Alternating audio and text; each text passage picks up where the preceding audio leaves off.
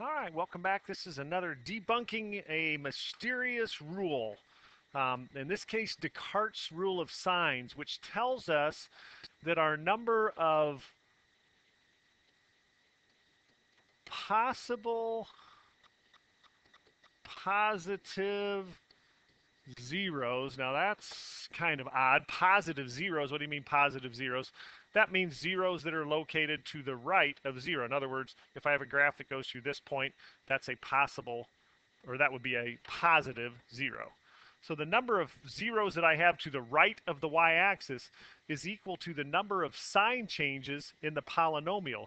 So we start positive, go negative, there's 1, turn back to positive, 2 sign changes. And it says the number of possible positive zeros is either that number or that number minus any even number. So if I had 7 of these, there would be 7 or 5 or 3 or 1 positive zeros. In this case, 2 or 0. And the number of negative, to find the number of negatives, we find what f negative x is. Now, this should make absolutely perfect sense if you really got a good grasp on some of the topics we discovered. Because what does putting negative x in do to a graph? That negative is a pre-function. It affects the time. In other words, it affects our right-left direction. So what used to be to the right is now to the left. So any zeros that I had to the left, or negative zeros, would now be flipped to the right. So let's put in negative x, and when I put in negative x to x cubed, I get negative x cubed. The negative 3 negatives produce a positive. When I put negative x in here, though, I get negative x squared, positive x squared times negative 2 minus 2x squared. When I put negative x in here, I get minus 5x. And when I put negative x in for 3, I get plus 3. So here we see we have just one change. Therefore, our number of possible negative zeros is exactly 1. Okay, so where's the debunking? That's not. It's a pretty easy rule to apply, but let's talk about this in terms of what we've done with sprinters, intermediate runners, and distance runners. We know that this graph starts up 3. Okay? We know that it's going to try to act like a line with positive slope as it's going through there. Positive slope of 5. Then I know it's going to try to look like an upside down parabola. So this side is curving down, and this side is curving more down. What I don't know, ultimately I do know this, it's trying to go up and down. So the next thing that's going to happen to the left is this is just going to be reinforced down. Therefore, that absolutely convinces me of that.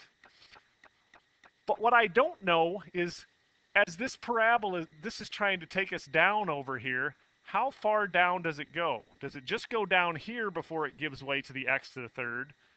Does it come down here and touch? Or is it strong enough that it comes down here? If A, it gives way, then I have 0 positive zeros.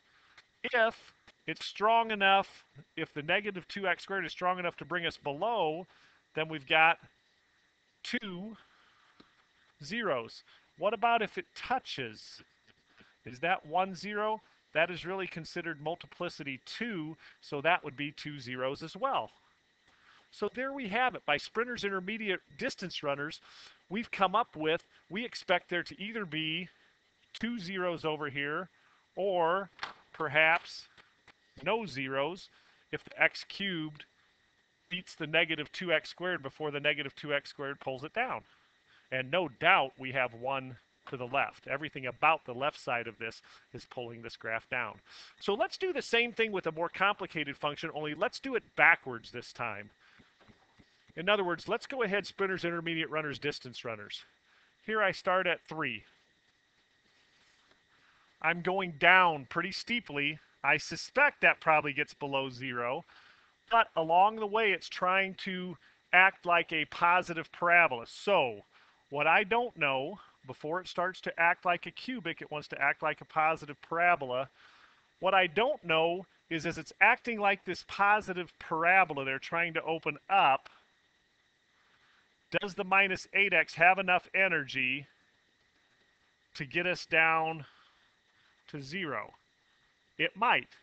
And then it's going to continue along that path, whichever one it chooses, as a positive parabola, turning into a positive cubic, still wanting to go up, before it becomes a negative to the fourth. A negative to the fourth is going to try to start to bring that guy down. What I don't know is it going to bring it down far enough, or will it lose out to the ultimate positive to the fifth? Kind of strange. So what I have is the minus 8x strong enough to pick me up zeros? If it is, it's going to get me 2 of them.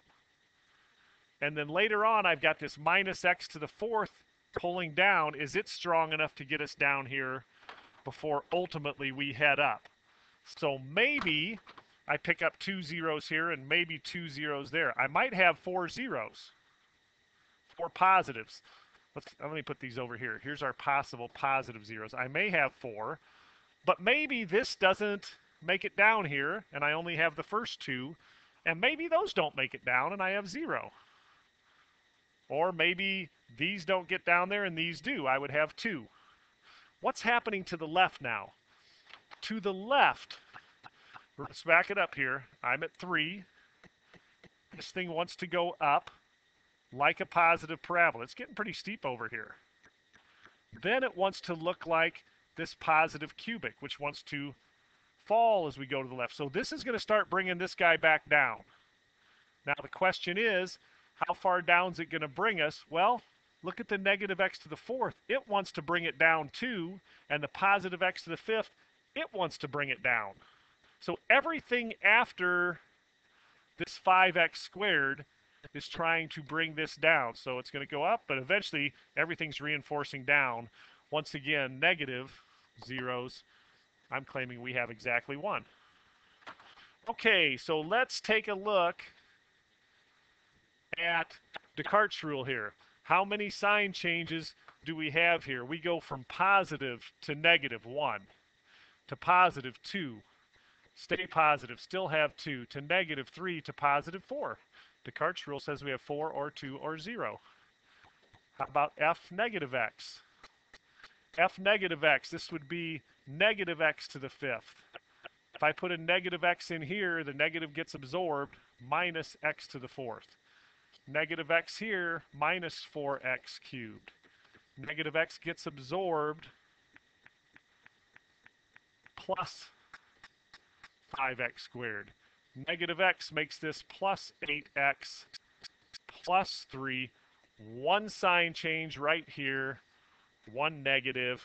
I wonder if Descartes was onto this sprinters, intermediate runners, distance runners. So pretty cool that we can make some connections with some things we've done in the past to now. And again, to be honest, in the age of graphing calculators and technology, maybe not the most important rule for us because we can see this. However, if we're searching for zeros and we have some massively huge graph, it would be comfortable to know, let's say we're searching for zeros and we found 3 positives, it would be comforting to know, okay, it's worth my while to find a 4th zero because there cannot be 3 positive zeros. So little debunking of Descartes' rule. Hope you enjoyed that. Who knows, extra credit opportunities. We will see you later.